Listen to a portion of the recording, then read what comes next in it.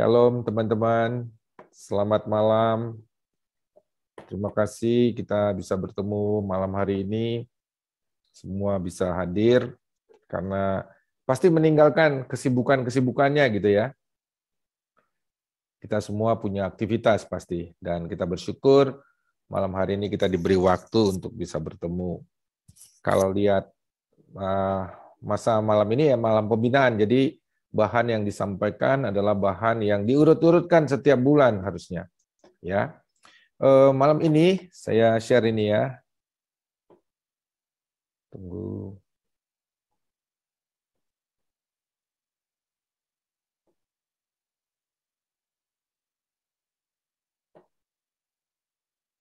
Ya, kalau lihat tema malam hari ini kita menjadi bagian dari bab 7 dari buku Penuai yang Diperlengkapi. Bukunya ya membahas banyak hal ya, terutama tentang bagaimana kita sebagai murid-murid Kristus mengantisipasi sesuatu gitu. Nah, apa itu sesuatunya? Kalau kita pelajari ya, ingat bulan lalu temanya apa? Tema yang bulan lalu itu perkataan yang penuh kuasa. Dari buku ini juga itu bab 6. Dan hari ini judulnya sentuhan pribadi, bab 7. Bab 8-nya nanti bulan depan atau tahun depan ya, karena bulan depan mungkin nggak ada pembinaannya. Roh yang membimbing kita. Jadi itu semua bagian-bagian yang diurut-urut dari buku Penuai yang Diperlengkapi. Dan memang isi buku ini mengajak kita atau mempersiapkan kita semua sebagai murid-murid Kristus untuk melakukan sesuatu menghadapi tugas yang Tuhan ingin kita kerjakan, yaitu melakukan pemuritan. Itu ya intinya. Jadi teman-teman, sebagian besar saya lihat di sini sudah terlibat di pemuritan. Yang belum, tunggu tanggal main kelas-kelas baru yang sedang dipersiapkan. Itu ya. Nah, malam hari ini tema sentuhan pribadi ini kalau dibaca gitu ya, dia sebetulnya sederhana sekali. Karena rasanya ini sesuatu yang kita bisa lakukan terus-menerus sepanjang hidup kita. Apalagi di dalam melakukan pemuritan, sentuhan pribadi ini begitu rasanya kita kerjakanlah dengan baik. Tapi nanti kita lihat kenapa ini dibahas, kenapa ini perlu kita pelajari, kenapa kita ambil jadi bagian yang mempersiapkan kita untuk lebih baik. Supaya nanti kita jadi tahu kenapa ini dibahas. Mari kita lihat dulu nih ayat pentingnya, kita ambil dari Matius 9. Ini buku ini intinya ke sini nih, Matius 9 ayat 36 sampai 38. Ada yang bisa bantu bacakan? Silakan teman-teman kalau ada yang sudah ketemu. Matius 9 ayat 36 sampai 38. Silakan. Matius 9 ayat 36 sampai 38. Ya. Maka Yesus mengambil seorang anak kecil dan menempatkannya di tengah-tengah mereka. Kemudian ia memeluk anak itu dan berkata kepada mereka, Barang siapa Oh ya maaf, tadi Markus. Mentang-mentang anaknya Markus nih. Matius 9 ayat 36 sampai 38. Melihat orang banyak itu, tergeraklah hati Yesus oleh belas kasihan kepada mereka, karena mereka lelah dan terlantar seperti domba yang tidak bergembala. Maka katanya kepada murid-muridnya, tuaian memang banyak, tetapi pekerja sedikit. Karena itu mintalah kepada Tuhan yang mempunyai tuaian, supaya ia mengirimkan pekerja-pekerja untuk tuaian itu. Terima kasih, Weni. Ya, teman-teman, murid-murid Kristus yang baik, ini nih, kelompok ayat ini yang membuat buku ini dibentuk. Dan kalau kita meresapi ya, menjalankan tugas kita dengan benar-benar begitu ya, serius, terutama mengenal amanat agung, melakukan pemuritan, melakukan penginjilan. Itu semua kembalinya nanti melihat ke sini nih. Ternyata perjalanan kegiatan yang Tuhan kehendaki itu berhadapan dengan situasi seperti ini. Tuaian memang banyak, tetapi pekerja sedikit.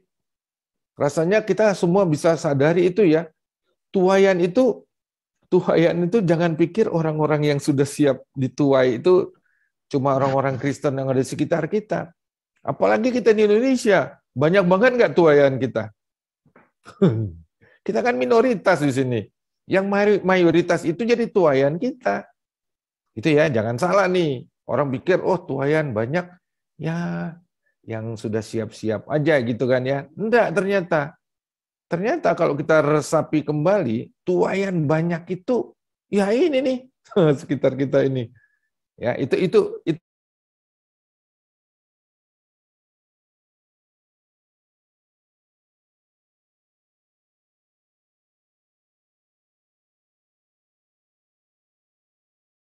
harus dipersiapkan karena mereka ini masih baru-baru, gitu ya. Nanti kita bisa melihat lah banyak sekarang aktivitas, contoh kita nih di PDPK, teman-teman PDPK aktif banget nih pemuritannya. Saya banyak nih yang sedang dilatih, ya ada beberapa teman di sini yang hadir juga sedang dilatih, sedang dipersiapkan menjadi apa? Penuai-penuai. Nah, buku ini mempersiapkan kita semua sehubungan dengan kelompok ayat ini, bagaimana nih kita sebagai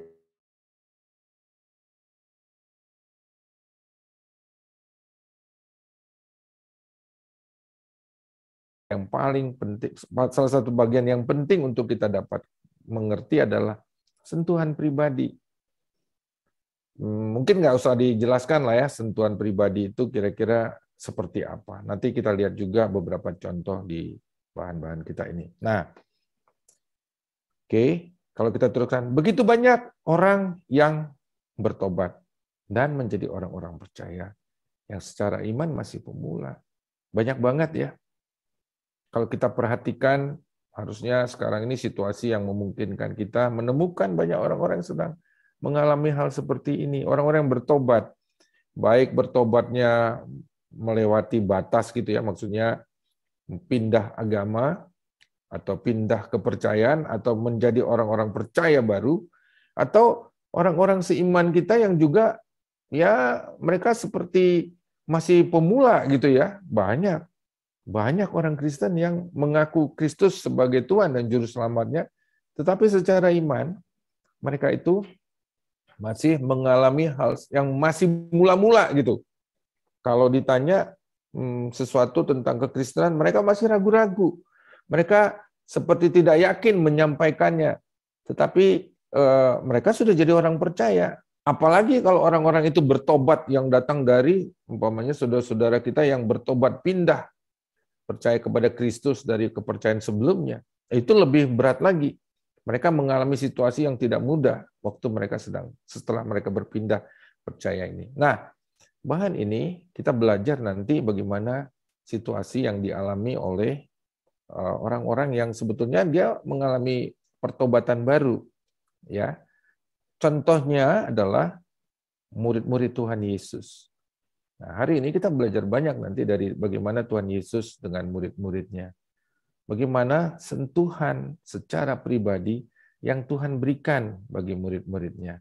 Salah satu murid yang belajar dari Tuhan Yesus yang memuridkan, ya. Jadi mudah sekali. Nanti kita akan lihat bagaimana murid-murid Tuhan Yesus itu yang dimuridkan oleh Tuhan Yesus mengalami hal ini. Nah, ada beberapa orang yang punya hak istimewa selalu bersama-sama dia selama lebih kurang 3 tahun seperti Yohanes. Ya, kalau kita pelajari Alkitab, terutama tulisan-tulisan di Injil, ada beberapa, karena di situ diperlihatkan bagaimana Tuhan Yesus sedang bersama murid-muridnya melayani ya, sambil melakukan pemuritan. Nah, salah satu murid yang paling dekat dengan Tuhan Yesus adalah Yohanes. Selama 3 tahun, bagaimana Yohanes menjadikan segala keberadaan hidupnya, dia mendapat referensi langsung dari Tuhan Yesus. Nah, kalau kita lihat, kita baca lagi satu kelompok ayat untuk melihat bagaimana Yohanes memandang situasi kehidupan pelayanannya ya. dan bagaimana sentuhan pribadi yang dia terima dari Tuhan Yesus. Kita lihat dari 1 Yohanes 1 ayat 1 dan 3. 1 Yohanes 1 ayat 1 dan 3. Yang bisa bantu baca lagi? Weni lagi bolehlah. 1 Yohanes 1 ayat 1 dan 3. Ya, 1 Yohanes 1 ayat 1 dan 3. Apa yang telah ada sejak semula, yang telah kami dengar, yang telah kami lihat dengan mata kami, yang telah kami saksikan dan yang telah kami raba dengan tangan kami tentang firman hidup, itulah yang kami tuliskan kepadamu. Ayat 3, apa yang telah kami lihat dan apa yang telah kami dengar itu kami beritakan kepada kamu juga, supaya kamu pun beroleh persekutuan dengan kami, dan persekutuan kami adalah persekutuan dengan Bapa dan dengan anaknya Yesus Kristus. Ya, thank you, terima kasih Weni. Ya, jadi Yohanes, kalau kita lihat pelayanannya gitu ya, dia menjadi salah satu murid yang paling dekat dengan Tuhan Yesus. Dan Yohanes itu dengan tulisan-tulisan yang dia bentuk dan menjadi bagian Alkitab memperlihatkan apa ya? Dia merasakan bagaimana Tuhan Yesus itu membuat dirinya tersentuh dengan kuat. Kalau kita baca gitu ya, Injil Yohanes, contohnya gini ya, kalimat-kalimat Yohanes itu apa? Indah dan kuat, dalam banget gitu.